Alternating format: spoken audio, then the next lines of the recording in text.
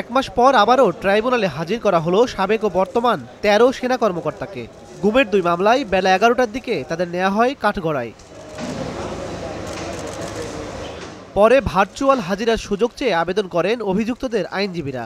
তবে সাবেক প্রধান বিচারপতি মন্ত্রীরা যেহেতু সশরীরে হাজিরা দিচ্ছেন, তাই আইন সবার জন্য সমান মনে করিয়ে দিলেন ট্রাইব্যুনালের চেয়ারম্যান। তাদের কয়েকটা অ্যাপ্লিকেশন ছিল, অ্যাপ্লিকেশনগুলো আদালত কিছুটা শুনেছেন, বলেছেন এগুলো পরবর্তীতে আরও শুনতে চান। আর আমরা প্রসিকিউশনের পক্ষ থেকে বলেছি যে এই ধরনের অ্যাপ্লিকেশন দেওয়ার কোনো সুযোগ নেই, কারণ তারা ভার্চুয়ালি হাজিরা দিতে চেয়েছেন। আদালত কমেন্ট করেছেন যে আইন সবার জন্যই সমানভাবে প্রযোজ্য হবে।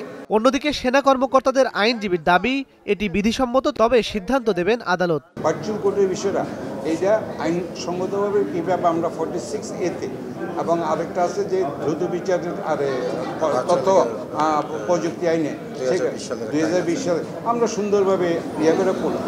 এছাড়া 25 সেনা কর্মকর্তা সহ 30 জনের বিরুদ্ধে অভিযোগ গঠনের শুনানি 3 ও 7 ডিসেম্বর।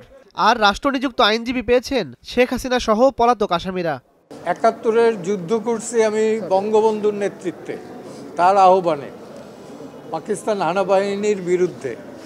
তো তার কন্যা উইদাউট প্রপার ডিফেন্স, আগেরটাও প্রপার ডিফেন্স ছিল, আমি কাউকে ছোট করতেছি না, আমার কাছে মনে হয়েছে যে তাকে আরও প্রপার ওয়েতে ডিফেন্স দেওয়া দরকার।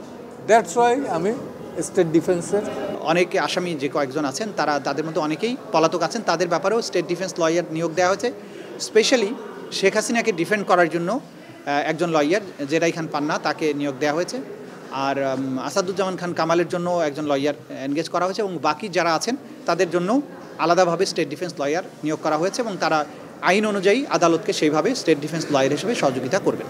এদিন শেখ হাসিনার রায়কে কেন্দ্র করে বিচারকদের ছবিসহ আপত্তিকর মন্তব্য গণমাধ্যম ও সামাজিক যোগাযোগ মাধ্যম থেকে সরিয়ে নিতে বিটিআরসি ও তথ্য মন্ত্রণালয়কে নির্দেশ দিয়েছেন ট্রাইব্যুনাল। ইমন মাহমুদ, স্টার নিউজ, ঢাকা।